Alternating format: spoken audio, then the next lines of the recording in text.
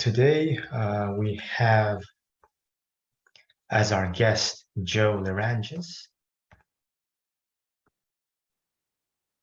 Joe Lerangis is a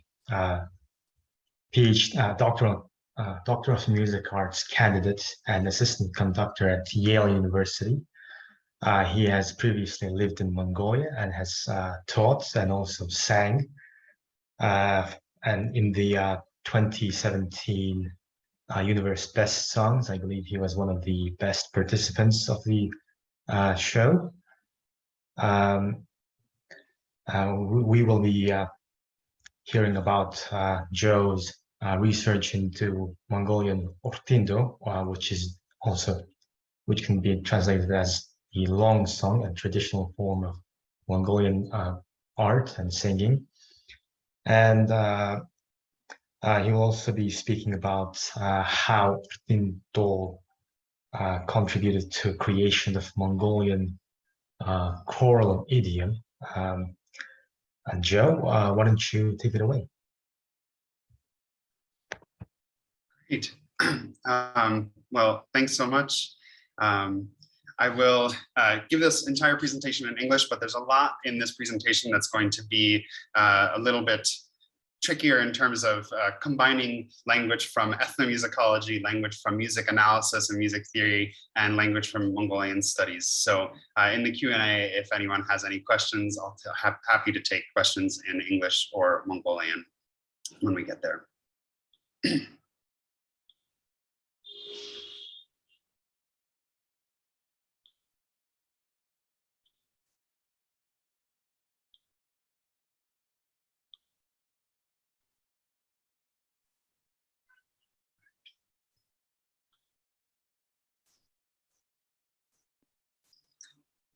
All right. So thank you all for coming, and thank you to the ACMS for inviting me and for supporting my research this summer. Today I'm going to be speaking about the composer Byambasurengiin Sharav, but before I kind of get into that, I want to bring you into the journey of my research just a little bit. I want to address a couple bigger picture issues that I had to confront as I pursued this research. First of all, problems of authenticity and hybridity when approaching Mongolian classical music. And second of all, distinctions between ethnographic musicology based on primary interviews and music analysis, which is a little bit more of an emic look at the music itself. The advent of notated music and composers writing for large ensembles in Mongolia is only less than 100 years old. The relative youth of this sector, combined with strong outside influence from the USSR, creates a temptation to admit that classical Mongolian music, or in Mongolian, Songkhtuk music, is not truly an authentic representation of Mongolian traditions. It's not national music or traditional music, or it's something different. In particular, large ensemble music is suited to large halls and institutions, antithetical in their nature to nomadic traditions, right? Songkhtuk is surun soich, Unsnihukchum is nutlin soich. And the latter is somehow inherently more Mongolian. But one of my goals today is to trouble the notion that the opposite of authentic is fake. Rather, that music exists in continuous states of hybrid, and hybridization itself is a malleable process. Furthermore, the moment we identify some musics as authentic and others as somehow less than, we promote a binary that plays into a larger, late-stage capitalist exploitative view of the arts. As ethnomusicologist Sarah Weiss writes, the distinction between music and world music maintains a colonial separation between the West and the rest, and simultaneously generates an effective marketing tool. Over many years of teaching courses billed as world music, Professor Weiss observed that students will take her course because they want to hear real music. Scare quotes, heavy scare quotes here. Something unadulterated, something authentic. They're dismayed when sometimes those boundaries are blurred, and even more disappointed when they realize their aesthetic preferences haven't always matched what they perceived as authentic. In other words, they have not already decided what to like and what authentic music should sound like. but also made the moral psychological jump to deciding that they will enjoy that music even without background or context. And this is relevant here for the music we're about to listen to from Sharav.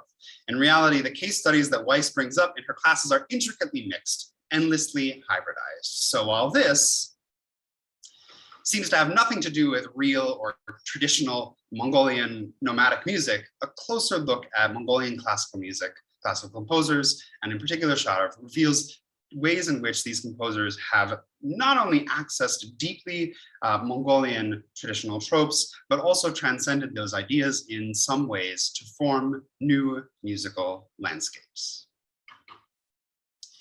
My research started from a paradox. Singing is and has been a massive part of Mongolian daily life. Yet while choral singing, singing in a choir, pervades schools across the country, professional and community-based choral singing seems at first glance to pale both qualitatively and quantitatively to other styles of ensemble music making. When I interviewed the 5 top conductors of professional and institutional choirs in Mongolia, opposing viewpoints emerged. On one hand, Mongolian choral directors have told me repeatedly that longsong is a natively Mongolian foundation for contemporary choral music. On the other hand, the art form is inherently unmetered. A lack of clear pulse or beat makes it difficult for longsong to hybridize into anything resembling choral music to a Western ear that needs to have many voices all kind of joined in to one. It's perhaps because of this that Mongolian composer Jantsannorov once recollected the first encounters between Mongolian and Russian musicians, saying, as quoted in an article by Nandintsetseg, Soviet specialists sickened of teaching scales or songs in choir singing. They barely learned their parts after practicing all day. There's a letter by a Soviet specialist saying it is impossible to introduce choir singing when they still sing their orchestral. Orchestral, of course, meaning long song. At the beginning of Soviet intervention in Mongolian music, it was clear that some sort of an establishment of national culture was imminent. The goal of the state became to build a new culture, to train cadres, to introduce socialist ideology with a national cultural content, and to create new advanced forms in the cultural sector, according to Nandintsetseg. The ultimate goal of the art was something that was national in form and socialist in content. The first musical target for socialist in content was anything with both text and a plot.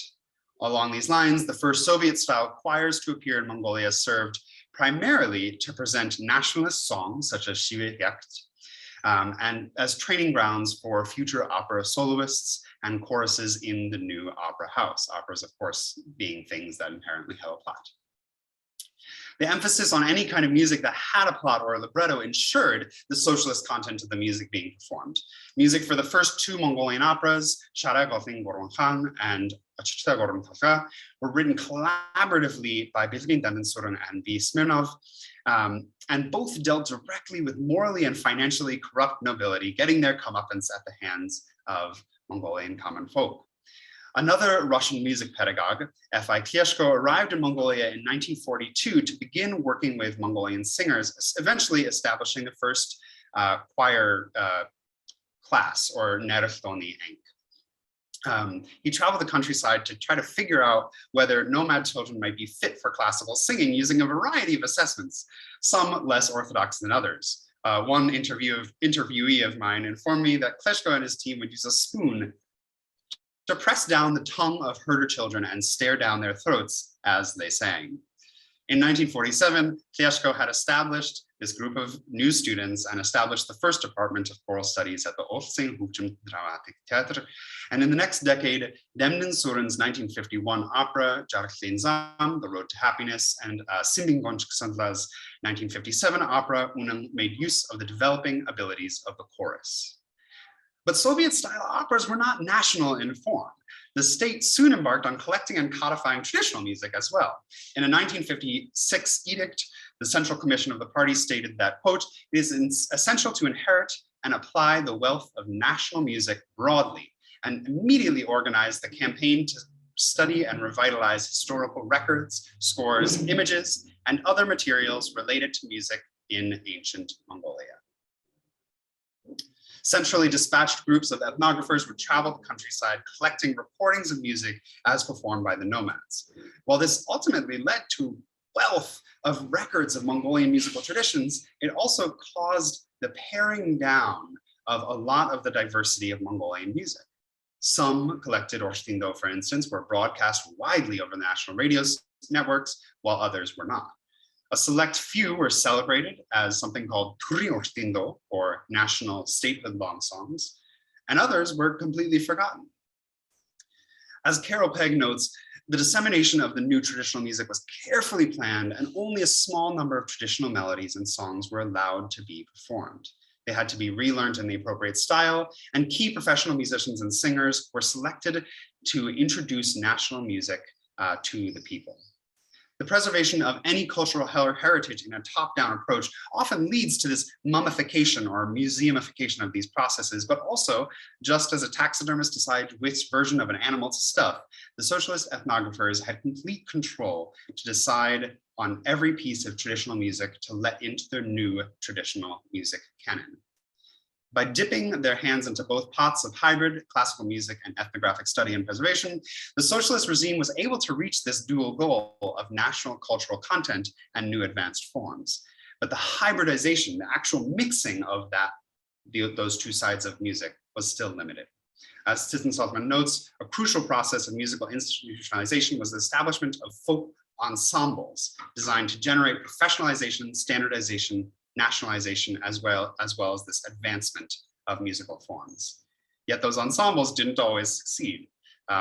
Mongolian instruments were pretty much designed for solo playing, and there are many, many different tuning styles and tuning systems across the country. Choirs also had trouble discerning harmonies and learning parts according to the sort of Western setup. In the latter half of the 20th century, however, this is where composers like Sharav begin to bridge the gap. Born into rural Hinti province in 1952, Byambasurengiin Sharav became a central figure at the crossroads between Mongolian traditional culture, socialist ideology, and what is considered classical or Songthaek music. Unlike many of his generation, Sharav grew up in a completely nomadic family, herding animals, racing horses, moving with the seasons. At 16, he moved into the capital city of Ulaanbaatar to begin training in musicianship, studying at National Teachers College, and from 1974 to 1982, lived in the USSR, getting his degree in composition from the State Conservatory of the Urals. He moved back to Mongolia and quickly became a celebrated figure in the field, eventually composing 3 symphonies, several choral works, and most importantly, the music for dozens and dozens of instrumental pieces and films. What, however, was his relationship to long song? In my research, I've identified 4 main pieces that used long song in some way, shape, or form. Now, this actually doesn't include Symphony Number 1, Symphony Number 3, which I'll talk about in a little bit, which also do include long song. But all 4 of these pieces include choir in some way, include choral singing in some way. So the first one is in 1981, his cantata Zambuu Tiviin Naran. In 1987, his Symphony Number 2. 2003, Chinggis Khan, his opera, and 2005, his oratorio, Chinggis Khan Batarshik. I'm going to kind of start from the middle and then go outwards as I analyze these pieces. So I'll start with the symphony and then talk about the latter pieces, the ones that have to deal with Chinggis Khan, and in particular the oratorio. And then I'm going to kind of backtrack to the cantata Zambuu Tiviin Naran, which I think is interesting, not only in that it's one of the first large-scale pieces that he wrote, but in 1981, he was in Russia, but he had just come back from a year of being in Mongolia and trying to really get back in touch with some, Mongolian music styles and travel the country and sort of try to incorporate that into his music. So I'm going to kind of go from in to out with these pieces. Symphony Number 2, though written during the socialist period, was revealed by Sharav himself to be a subversive look into the origin legend of the Mongol Empire, sacred text called The Secret History of the Mongols, which details Chinggis Khan's lineage and rise to power. Of course, during socialism, all discussion of Chinggis Khan was severely censored, yet Sharav asserts the musical innuendos to the secret history pervade the symphony. Obviously, he didn't he didn't assert that during socialist period, but many, many years later, looking back on the symphony, he says, this is the secret history of the Mongols, which is interesting because there's no, it's mostly a symphony. It's got a little bit of a choir part at the end, but it doesn't have a libretto, doesn't have a plot or a texted plot.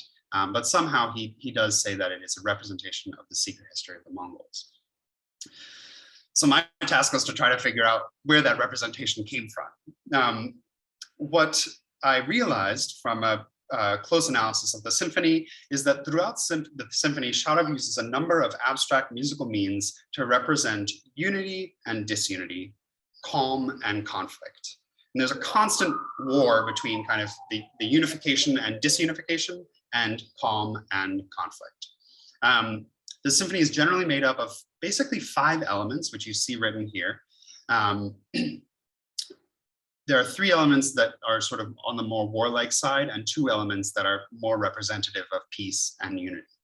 So the representative elements on the warlike side are a huge crash of sound in the brass, which is sort of hard to picture because it's a full orchestration thing. And 2 sort of more upbeat tonal motives. So the first one that you see here on the bottom left, bum bum bum ba-da-dum, bum bum bum bum ba-da-dum, bum.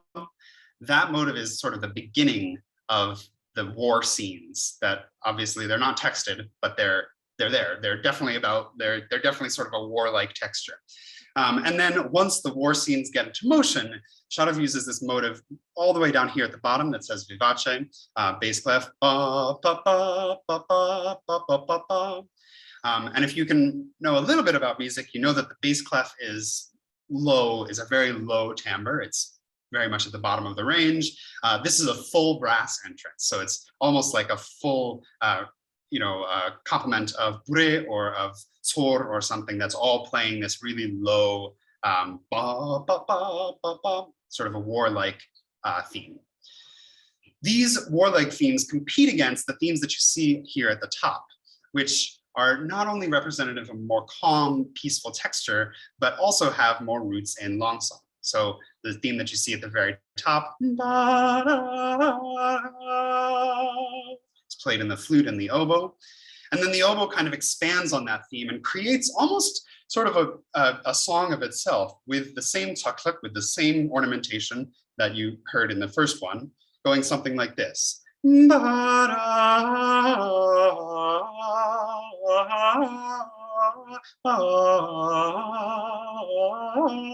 So there's a little bit of the element of takluk, a little bit of the elements of ortyndo, but obviously it's an original sound that Sharav has created. Over the course of the symphony, these upper themes that have a little bit more of that long song flavor win out over the lower themes. The warlike themes are kind of are pushed to the side, and the symphony ends with the full choir singing version of these upper motives, of these more calm, peaceful, unified motives. Though the conflict of these 2 distinct categories of musical material is not necessarily explicit, the references to the secret history and Chinggis Khan's unification of the Mongol clans are implicit, felt if not understood. 2 decades later, there was no need to hide an approach to secret history. On the contrary, post-1990 democratic government used much of that same socialist zeal for culture building towards reviving Mongolian traditional culture. Nandintsetseg argues musical culture in post-socialist Mongolia can be regarded as the continuation, transformation, and in some cases, the amplification of the state culture building process. A clear symbol for a newly traditionally plurally unified Mongolia was Chinggis Khan, but also more symbols included these different musical traditions.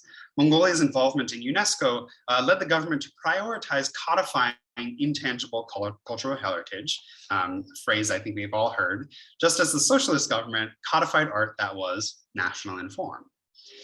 In 2003, Mongolia ratified UNESCO's Convention for the Safeguarding of Intangible Cultural Heritage, allowing certain musical instruments or singing styles to fall under the protection of UNESCO, a financial and political incentive for the country. In the first decade of the new millennium, there were 6 major governmental resolutions to preserve and promote cultural heritage, as well as the 800th anniversary of the establishment of the Mongolian Empire.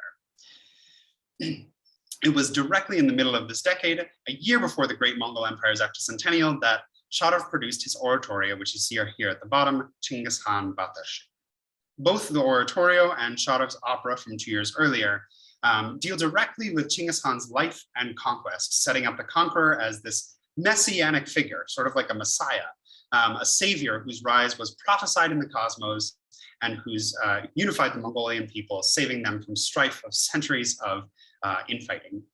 In this sense, like Jesus or Moses or something from Christian oratorios in the 18th century Europe, Chinggis Khan becomes almost like the Messiah, a savior around which a musical and lyrical narrative would be built. The librettist, Puntsgin Batarch, first paints a picture of the predicament of the Hunu ancestors. So in movement 1, we see them toiling on the unrelenting step, begging for mercy to no avail. The altos and sopranos sing of the traditional offering. They actually sing about flinging the ladle of fresh milk to the mountains, or Suni de Jurguk, but receiving no answer, no blessing in return. The lyrics go, Boni Tsagang Suge, Hanga Tanda Hichnin Jurguj, Heru Chimegui Zelbrin Gulfda. The words Gulfda, we begged, basically translated, are repeated multiple times for emphasis. They're begging with nothing in return. The second scene brings the struggle closer to the time of the Mongolian Empire and tells of the infighting between Mongolian clans, who in their divinations from the stars had sensed that the coming of some sort of leader or savior was imminent. Movement 3, the savior's arrival is announced by his wife first, interestingly, by Busht and not by Ulsiin. A soprano soloist sings from the point of view of Busht using Chinggis Khan's birth name. So the first time that we hear about Chinggis Khan, he's called Temujin. He's used his birth name. A mezzo-soprano then begins her solo on measure 26 of this movement, singing from the point of Chinggis Khan's mother, Ulsiin. So he's flipped the temporal issues of this a little bit, starting with Chinggis Khan's first wife, and then going to Ulsiin. In the third verse, the chorus enters, also singing Temujin's praises, and then finally all parts join in on repeated calls to Temujin. And they sing Temujin Min over and over and over and over again. The last line of the section, Temujin Min Gemshikwi Jarkhin Udig Suksung, translates to my Temujin, opening the door to happiness free from strife. The clearest, if not heavy-handed, indication so far that Chinggis Khan is some sort of a messiah, some sort of a messianic figure. The text of the fourth movement comments on what has just happened. A child was born to Busht, or a child was born to Ulsiin rather, as an answer to the prayers of the people and the offerings given to Borkhanhathong. The musical texture is turbulent and warlike, with irregular phrases that shorten as each stanza progresses, conjuring an aural image or a sort of an ear-born image, right, of Chinggis' armies approaching. The fifth movement contains no text, but instead a melody that sort of functions almost as a linguistic surrogate, singing a lyrical event, portraying both the aftermath of the war or conquest, but also the peace and unification of the Mongol clans. The sixth movement contains a wordless representation of long song, followed by the lines Yusche Batring Dolphin Baisaj Minsen Urtyn Stilki Dechni Boza Chorasen. Essentially, that Chinggis Khan has carried on the torch of his father Yisuge and finally managed to take over the entire world. Finally, the movement ends with chants of Sut Bogt Chinggis Khan, honored Saint Chinggis Khan, and Chinggis Khan Bat Arshik, or stand or live long. And the final words of the movement are 3 Choral. In addition to the re-envisioning of Chinggis Khan as a messianic figure, bringing to bear the prophecies of the stars and natural spirits and leading the Mongolian people into peace and salvation, Sharav accesses more literal tropes from traditional Mongolian music as well. I mentioned that part of this cultural construction that Nandintsetseg sets up not only is to bring Chinggis Khan in as this central figure, but to bring some of these codified traditional musical tropes in themselves as emblems, symbols of Mongolian cultural construction. So the first sort of emblematic thing that we see is constant use of pentatonicism across the entire oratorio. So pentatonic scale, for those of you who don't know, would be a 5-note scale. Generally in the minor in Mongolian music, but sometimes also in major. So those 2 different scales, as here pictured, are used throughout. So there's sort of a pitch collection that that rotates and manages to find different versions of that 5-note scale, but pretty much stays within the 5-note scale. Sharav's earlier work is a lot more experimental. There's a lot that goes outside of the pentatonic scale. But in Chinggis Khan Batarshik in 2005, we see a pretty close relationship to the pentatonic scale. Another musical trope that is incredibly well-known and easy to hear begins in movement 4, which is the movement that's a little bit more about the coming of war and about some of the once Chinggis Khan is here, the war and the conquest that ensues. So that is here pictured in at rehearsal 1. So if you see the treble clef, you see bum ba-da-dum ba-da-dum ba-da-dum ba-da-dum ba-da-dum. That's a rhythm often described as murunturung, often played by murahor, but here it's played by the violins. Let's take a quick listen.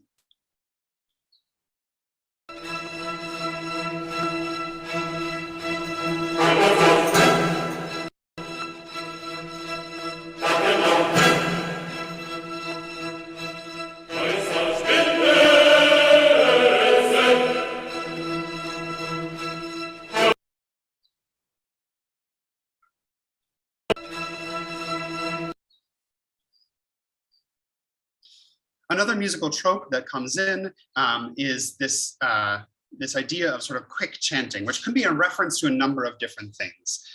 Some of these things could be turmunkh or manunchuk or tsollach, tsollodach, a lot of different things that include a sort of syllabic chanting, which are all coming into kind of effect this one part at the end of movement 3. So let's take a listen.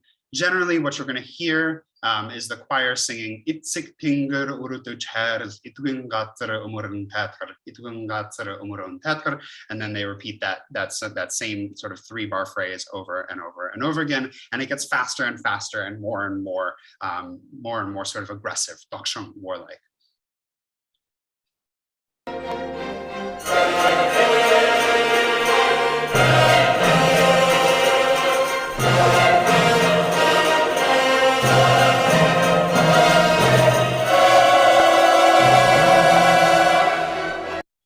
And that continues to repeat, modulating bit by bit as the piece goes on. Another musical trope occurs right at the very, very end of the piece, which is hora. So you'll notice that the whole choir is singing 3 hora, right, which is, for those of you who don't know, sort of an invocation or something an invocation, general invocation used in different types of celebrations. And generally has this motion associated with it, but here is included into the choir as part of the very end of this oratorio. Let's listen to how he includes it in the choir.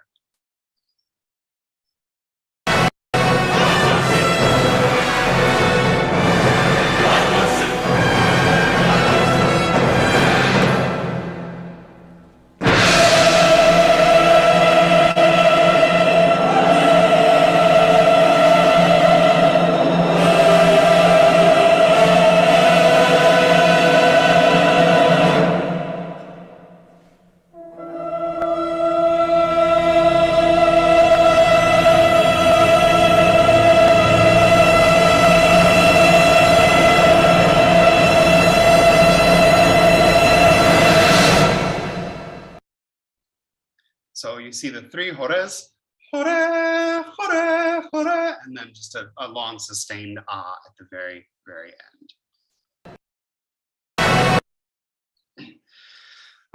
One of the other things that Sharav does to kind of incorporate some sort of Mongolianness is a little bit more subversive. And we'll talk about this when we get to Zambuu Tiviin Naran as well, which is numerology, or using specific special numbers in the phrases of music. So in this case, in the warlike section, this is movement 4, we see a very irregular phrase pattern that at first kind of seems like it's almost coming out of nowhere, that there's no regularity to it. There's nothing very even to it. It seems sort of stilted. You're kind of as if you're never quite sure when the choir is supposed to come in, right? Yet Sharav has pretty intricately designed this section to continuously represent different sets of 10. Now, why is this important? Well, this is the warlike section, right? This is the section where the conquest is happening. And if you know anything about military setups in Mongolia, you'll know that the araft, or the delegation of 10 military leaders, was incredibly important. Not only is 10 an important number, but 5 is also an important number for in Mongolian. So you'll see that these phrase structures, generally phrase structures in music, in classical music, tend to be 4 or 8. There'd be a 4-bar phrase, or a 4-beat phrase, or a 8-beat phrase, or an 8-bar phrase. But here there's continuously 10-bar phrases, 10-bar phrases, 10-bar phrases, 10-bar phrases, which could be a direct reference to these araft military units. So finally, I'd like to turn back to Zambuu Tiviin Naran. Composed under the watchful eyes of both Soviet and Mongolian socialist censorship, this is actually the most musically ambiguous, eclectic, or hybridized of the 4 works. As might be expected during the socialist period, Chinggis Khan is nowhere to be found in libretto, yet the biggest question mark surrounding this cantata is its relationship to long song. While Sharav borrows the title of the piece from a long song and takes text from 3 long songs and 2 shorter folk songs, no recognizable traditional melodies exist, none at all. So even though it's Zambuu Tiviin Naran, it has nothing to do with the long song Zambuu Tiviin Naran, which you may have heard. So why? What caused him to do this? Did he forget? Was it the socialist censorship? Was it his own musical taste? What caused him to set music so radically different from the music it was supposedly descended from? Compare the following passages. So this is the long song as sung by Narafbanset, Zambuu Tiviin Naran, right? Same name.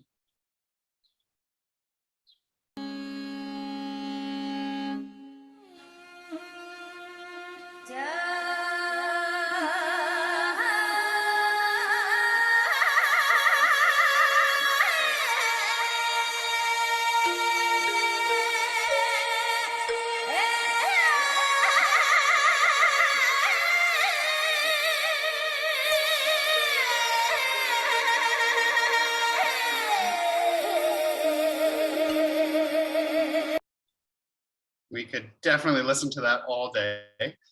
And here is Zambuu Tiviin Naran, a section of it from Sharav's 1981 Maktal, or cantata.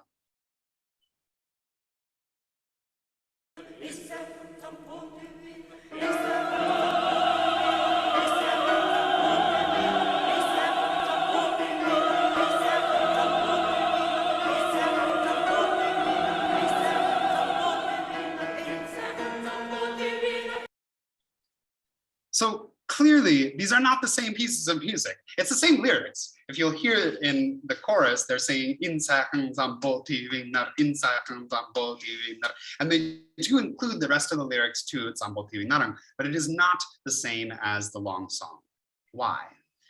As I combed the score for answers, 2 strands of inquiry emerged, or 3 strands really: religious and political syncretism in the text, the musical and motivic use of calling, or urtyn, as we'll talk about, and polystylism as it relates to pitch collections and formal structures, which is a little bit more of a netting analysis, or kind of a more detailed analysis. From these perspectives, it becomes plausible that the restrictions and censorship under the socialist yoke may have actually caused Sharav to reach deeper into Mongolian traditions for musical material than he would have, and to hybridize that material in a more innovative way. From the religious and political perspective, we don't really have to go far past the title. Zambuu Tiviin is from Tibetan Zambuu Tiviin, or the universe of mortal humans, which is more of a Buddhist reference. Nar, the sun, is a little bit more of an animistic reference. And throughout the piece, we see a little bit of this syncretism between Buddhism and shaman or animism. But that's not all. Sharav's texts are taken from these long songs, but he's manipulated the excerpted text to foreground yet another sort of religious or political worldview, which is the collectivity of the people, something very socialist, and the righteousness of the common man, something very humanist, putting an intensely secular socialist spin on the cantata. First, Sharav has only selected texts from long songs that have been codified by the state and designated as Ulsiin Tuv, national statehood long songs. Second, Sharav has rearranged certain parts of the text to subordinate the Buddhist and indigenous religious imagery to more collective socialist imagery. So he's rearranged the song a little bit. Let's take a look at these three verses. So these are from verses 2 to 4 of the long song from which the name of the cantata is derived, Zambuu Tiviin Naran. Yet he's rearranged them to manipulate its meaning. So if we have first, the original long song, the second verse sends up omnipotence, the third verse pleads for forgiveness and blessings for the common people, and the fourth verse comes to the realization that human life is insignificant in the face of the eternal power of the sun. So something that subordinates humans to something more religious, the sun, right? So we end with the power of the sun. He flips this though.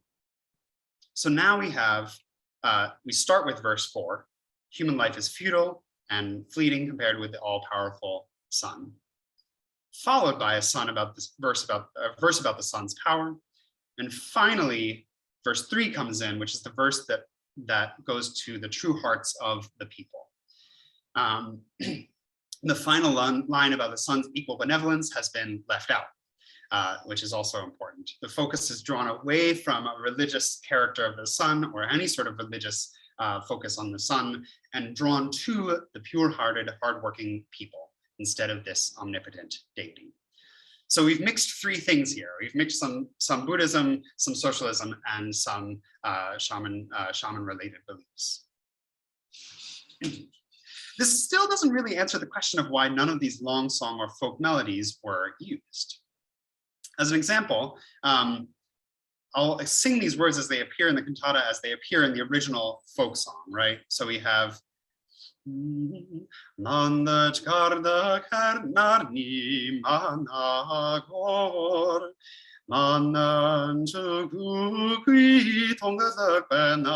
So that's Silamur, which is where he took the lyrics from. And yet you have in figure 1b that same text in Zambuu Tiviin Naran.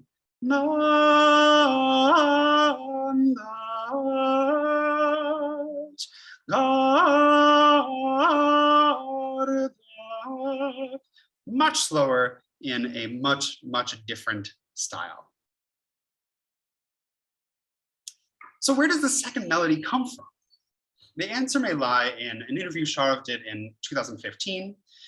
He states, while studying at Yale State Conservatory, quote, "I miss my homeland very much. I began to think back to ancient times, even before Genghis Khan, and in particular to the origins of our long song, which I surmised must have begun with calling."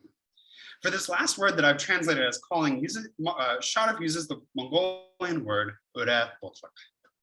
Before long song, there were types of singing, and even now, types of singing and sounding that are sort of not quite songs, not quite speech or yelling or something like that, but are in between, are sounds that could be mostly described as dobrach or doslak or uretlak or uretoslak.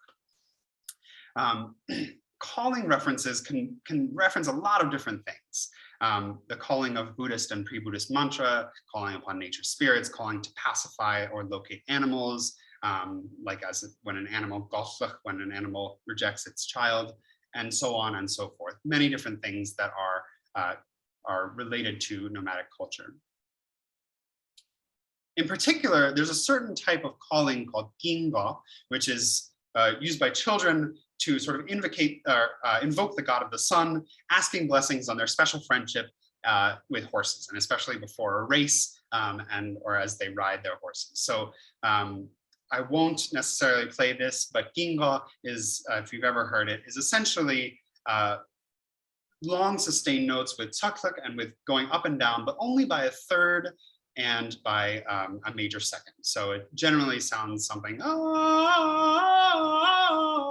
it's normally just around those pitch sets.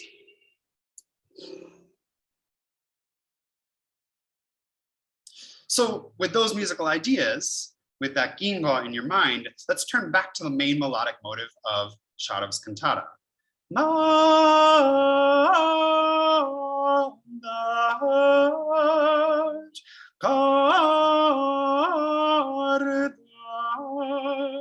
This melody does not have enough contour to be a long song, but it does bear a striking resemblance to gingo. Having grown up in a nomadic family in the countryside, Sharav would have definitely been exposed to various types of calling, gingo, and most likely sung this type of gingo around his own horses as a child. Calling, however, is much harder to identify musically than long song, and few, if any, of the state censorship programs would have identified this music as problematic. Sharav has actually reached deeper into Mongolian musicking practices in his hybridization of traditional sounds. Aside from the text and his use of traditional sounding or calling tropes, there are other markers embedded in Sharav's musical material that portray a more polystylist view of Mongolian music's development. In various interviews, Sharav mentions the influence of two polystylist Russian composers, Schnittke and Shchedrin. Turning to Zambuu Tiviin Naran, we see this both in his juxtaposition of pentatonicism and chromaticism, and in the encoding of traditional Mongolian numerology, as I mentioned before, into all layers of motivic and formal structure in the piece. There are no passages that we could assess as functional in Western tonality. The work does not rely solely on a subset of pentatonic scales either. It's some sort of a mix. Sharav begins the piece by using minor pentatonic pitch collections, and then quickly sort of blurs any sense of tonic or tonal center before giving way in the middle of the piece to a complete chromaticism, which is all notes of the 12-note Western scale on the keyboard. A diagram of this progression can be seen here. The pentatonic pitch collections he uses does not map onto the 20th century reconstructions of Mongolian folk songs, and the chromaticism he uses also doesn't map onto any identifiable Western style. We can only guess that he may have wanted to paint an aural picture of Mongolia's multitude of tuning systems before codification. Naran Gorundote, Nadan Gorundawata. 3 songs in the gathering, 3 sports in the festival. The number 3 has a huge amount of significance in Mongolian culture. From a young age, Mongolian children are encouraged to learn Urtyn, 3-line sayings. Mongolians will typically give three gifts instead of 1, circle 3 times around a shamanistic wall. And the most auspicious number is 3 sets of 3, or 9. Yusungirten, 9 treasures, Yusungihitlik, the Yusunghutlchagantok, and so on and so forth. Even phone numbers in Mongolia often have a lot of 9s, with Mongolians shelling out large sums of money to get numbers with more 9s in them. So for the composer living abroad, for Sharav living abroad, incorporation of 3s and of 3 sets of 3 of 9 was probably the extent to which he could incorporate some of these traditional numerological beliefs into his pieces. Many of his key areas move by minor thirds, which is 3 half steps. And one passage in particular moves the span of a whole octave, as you see here, in spaces of 3. Each of the important parts also is 4 spaces, or is 4 beats of 4 sections of 3 beats. So it's 3 on 3 divided by 5 different sections, all divided by 3. And while he avoids triplets, one of the most chromatic culminations of the piece pictured here on the right is a stretto section in triplets. So even if you can't read music, if you look over there on the right, you'll notice that there are sections of 3 notes played throughout the choir and throughout the percussion section, constantly tripling until we have 3 sets of 3 at the very end, at the very last beat. So 3s are everywhere. 3-note symmetrical chords and clusters, even the accents in one section. So we have over here in the allegretto, the accents are divided up into 3s. So every 4 bars, there are 3 accented notes, which is really, really interesting. And finally, there are 9 movements, as you see here on the right, marked by tempo indications. And the use of piano, percussion, and chorus makes it so that there are also only 3 levels of timbre or tone color, but also 9 levels of texture. So 3 levels of tone color, 9 levels of texture happening at any given time. From a bird's eye view, Zambuu Tiviin Naran is an origin story that in its efforts to evade censorship but assert Mongolianness reaches deeper into Mongolian traditional beliefs. It exhumes and re-examines long song against Mongolian singing, but more importantly, sounding practices, and does so against a backdrop of free cosmopolitan exploration of musical styles, the polystylism that Sharav references in his love for Schnittke and Shedrin. If we were to listen for seemingly authentic long song in this piece, as we tried, we would be disappointed. Yet long song sits at the core of what the piece is about. It's not there, and yet it's everywhere. A common strand through Sharav's 1981 cantata Zambuu Tiviin Naran and the later pieces is the dialogue between hybridized Mongolian traditional music forms and hybridized Western musical idioms. Yet the ways in which Sharav goes about this process are vastly different in the 2 pieces.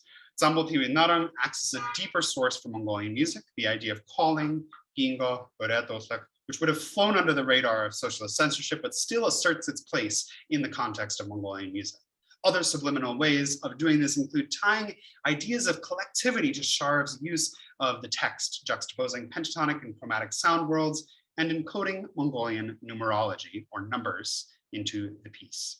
Conversely, Chinggis Khan Batarshik is upfront with its Mongolianness. Yet by being more Mongolian, worshipping Chinggis Khan, overtly referencing Mongolian musical tropes, adhering more consistently to pentatonic pitch collections, the oratorio also does, for better or for worse, play into the codification, tokenization, or construction of the post-socialist Mongolian culture.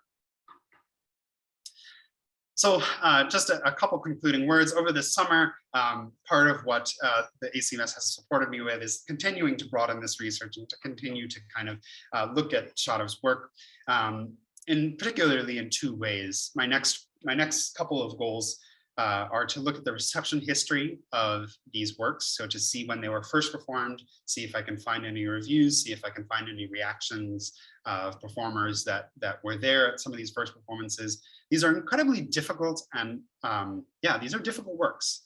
These pieces are hard to perform. In particular, his 1st and 3rd symphony are also quite difficult to play and quite difficult to put together. So I'd like to know a little bit about the process of the initial performances of these pieces. Secondly, I partnered with Mongolian Philharmonic to gain access to their library and to gain access to scores of both Sharav's 1st symphony and 3rd symphony. And I'm going to continue some ethnographic research with Sharav's family, students, and colleagues to trace these pieces. The 1st symphony is incredibly maximalist and huge, and the 3rd symphony is way more minimalist and way more pared down. And they're about 10 years apart, with the 3rd symphony landing directly on the cusp of Mongolian socialism and democracy. So that's my research so far, and that's where my research is going. Thank you so much for listening. And I think now I can take some questions. Yes, we do have a few questions, but wow, this is a very interesting research. So before the democracy came, things were like his work was subliminal, but after democracy it became a sort of a superliminal, would you say? Yeah, exactly. Yeah. Okay, let's take a few questions.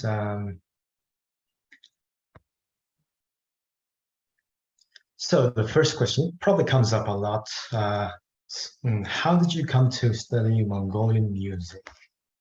I came to Mongolia first in 2012, wanting to try to probably study humi or throat singing, but I'm a classically trained tenor, Western opera, choral singer, and I realized quickly that cross training was going to be difficult, so I picked the Murhor instead. So I studied Murhor for 5 years, that's what first made me fall in love with Sharav, and then later I came to this research topic.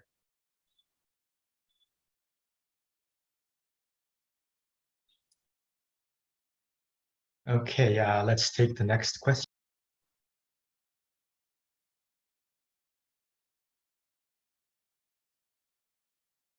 So you probably studied a lot of Western music and Western composers, and if so, do you think there is a comparable Western composer to Sharav's work, whose work is comparable to Sharav's work?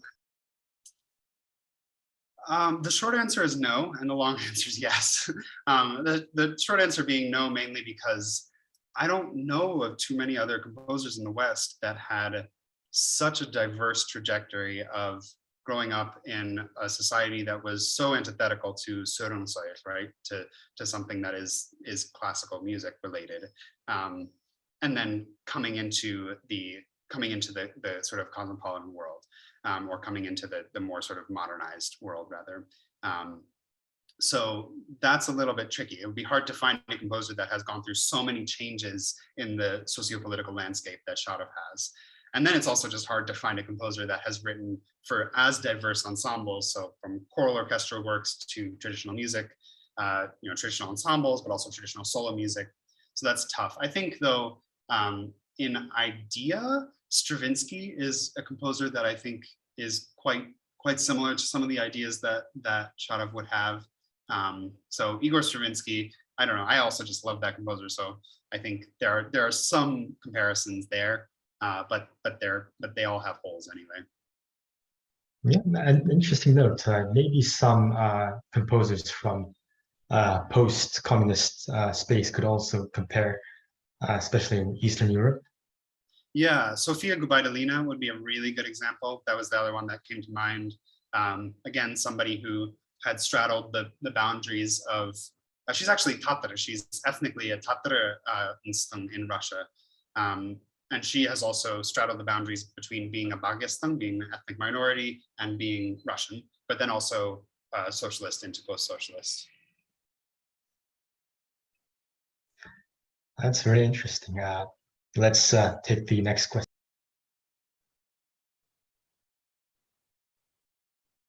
Okay, so the question is, do you have any other Mongolian composers that you would like to look into? Yeah, so I mentioned at the beginning of my presentation Conductor and Nandintsetseg, and both of them had made these very early attempts to compose choral music.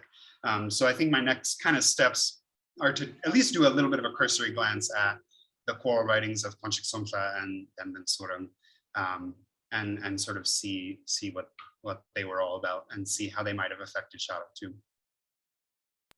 Well, you're in deep now, then, jumping into the rabbit hole of Mongolian music. Yep. So the next question is, do you think Mongolian urtyn, or the long song, can be considered a kind of opera in the sense of, like in Europe, there's Italian opera? Do you think there is a similarity or anything that could be construed as such? I think in scope, in depth, and in importance, yes. However, one of the main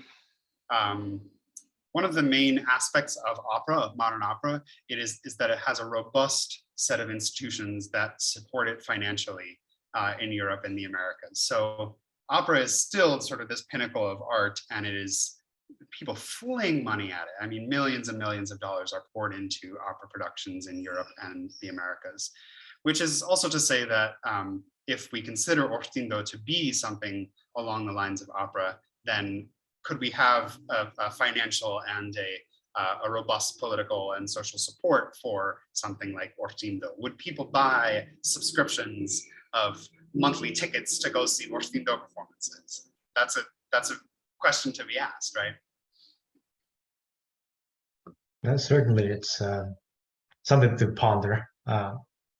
So the next question is more about you as a performer. So person asks, have you ever conducted Mongolian music? If so, which one? If not, do you have any plans? Yeah, I have not conducted any Mongolian music yet. I very much have solidly, my conducting career and my interest in Mongolian music have not quite aligned, because I also have trouble figuring out how to do it in an ethically sound way. So if I were to bring Mongolian pieces to the United States and perform them, which is my dream. I mean, I will and I want to do that someday. I definitely want to. But I want to do it in an ethical way. I want to do it in a way that makes sure that all of the rights are paid for, all of the licensing is paid for, that the credit goes where credit is due, that the ostensibly American students or students based in America that I'm working with have complete cultural context, or at least a robust cultural context before they perform the piece. I do not want to fling Mongolian music at a bunch of American students and have them then come up with a whole bunch of random expectations or assumptions about Mongolian music based on what I've given them. I'd like to give a full picture, and I'd like to give credit where credit is due. All right. So the next question is about your prior life in Mongolia. So you said that you came to Mongolia in 2012, and how long have you stayed in Mongolia? And what was the song that you sang for Universe Best Songs? So let's see. I altogether, I've probably been in Mongolia about 5 years, though it's sort of been coming on and off.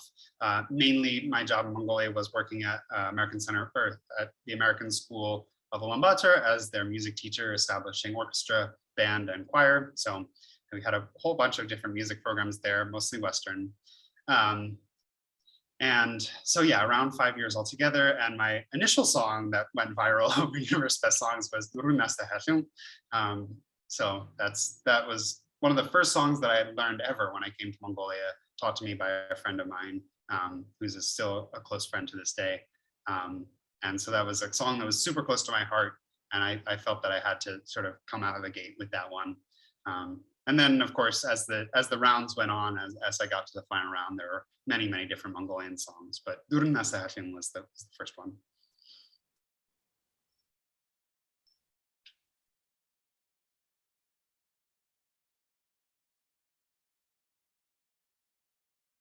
Okay, let's take the next question. It is, have you performed in any Mongolian orchestras in Mongolia? And if you have, how did you find the difference between performing in an American orchestra and a Mongolian orchestra?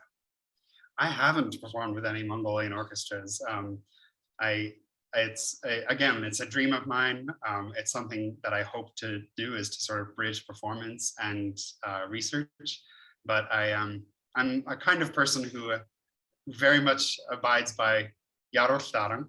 So if you speed up, haste makes waste, basically. So I haven't tried to push it, but hopefully someday I'd love to conduct or perform with Mongolian orchestra, and I'm sure it will be an incredible learning experience. Well, I hope so too. I hope to see you more in performing Mongolian music too. So I'm with the person who asked the question. The next question is, you are a singer, so do you have any YouTube channels? Do you have a YouTube channel where the audience can listen to your music, or are you singing? Short answer is no. I do have a YouTube channel, but it's mostly conducting. For a conductor, having footage of yourself conducting is a huge thing. So no, I do not have a YouTube channel of me singing, but maybe someday. Maybe someday. The next, also, I got another question. I think we're at 10 o'clock, so this will be the last question. So do you find that after studying the Sharav's work, do you find that the Soviet Union was more of a communist patron or a colonial overlord? It's a very loaded question. Communist patron, was that the word? So the first thing is communist patron, and the second thing is so there's a comparison between a communist patron and a colonial overlord. So which do you think was the Soviet Union to Mongolia? I think both. I think in the sense that there was a codification and paring down of these musical forms, that is very colonialist, right? That is exactly what colonial powers do, is that they sort of sever off parts of traditional culture to try to make something that fits into a box so that it's easier to control, right? That's complete textbook Machiavelli. But I think in terms of a communist patron, yeah, I mean, there is a sense that Sharav during communism had a financial ability and stability to put together these works and to perform them. If you look also at the reception history again of these works, in modern day Mongolia, these symphonies, Symphony 1, 2, 3, which are all during socialist period, are not performed very often. Symphony number 2 is, but Symphony number 1 and number 3 haven't been performed essentially since socialist times, I think. So there is a sense in which a socialist government would load money into these projects, even without some of the sort of ureshik, or the kind of ashik thinking that is present in that's present in the capitalist system, right? So that in one sense, there's a little bit more freedom when there is an apparatus, a state apparatus that is financially supporting a composer, so the composer can spend 4 months just working on a symphony, right? I don't think any Mongolian composers in the current day are spending 4 months just working on one symphony. You know, they have to have other jobs, and they have to find a way of getting their sort of or their like daily, you know, their living. Well, that's a very interesting perspective. So there's a duality. Okay, just last question. I know I said we'll have the last question, but so this question says, do you have a favorite long song or ortindo? And is there a ortindo that would be easy to learn for Western people? Ooh. So I think ortindo, any of the Turin ortindo, so Irkung Tur or Zambuu Tiviin Naran, or blanking on some of the other names, but those are kind of the most codified and probably would be the most easy to learn. Also because you can probably find I think you can find the notated music on the internet of Turin ortindo. Of those, I think because I've listened to it the most and because I've done the most analysis, Zambuu Tiviin Naran is probably my favorite ortindo as sort of in its traditional form. But I also love other hybridizations. I mean, if you listen to Turmunkh, which has been researched extensively by Samin Yoon, their harmonization of ortindo is really cool. If you listen to Inji, who's a jazz artist, her incorporation of ortindo into jazz music is really, really cool. It's on Spotify. There's just a lot of different, there's ortindo and then there's ortindo. There's ortindo as it exists, as it has existed, and then there's ortindo as it's mixed and blended and wrestled into different modern Mongolian forms. A sort of fusion music, if you will. Okay. So I think that's it. We'll wrap things up here, and thank you, Joe, for being our guest and speaking about ortindo and Mongolian composer Sharav. And we would like to wish good luck for your research. Right. Thank you so much, and thank you for inviting me. Thanks everyone for tuning in. And thank you everyone for tuning in. Goodbye.